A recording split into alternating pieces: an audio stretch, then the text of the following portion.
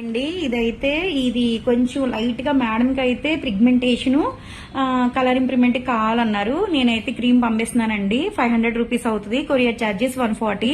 అదే హైదరాబాద్ అయితే లోకల్ అయితే 80 రూపీసే అండి. మీరు ఫోన్ పే చేసిన తర్వాత స్క్రీన్ షాట్ నాకు పంపించిన తర్వాత కొరియర్ అనేది పంపిస్తామండి. క్లారిటీగా అడ్రస్ కూడా పెట్టాలి.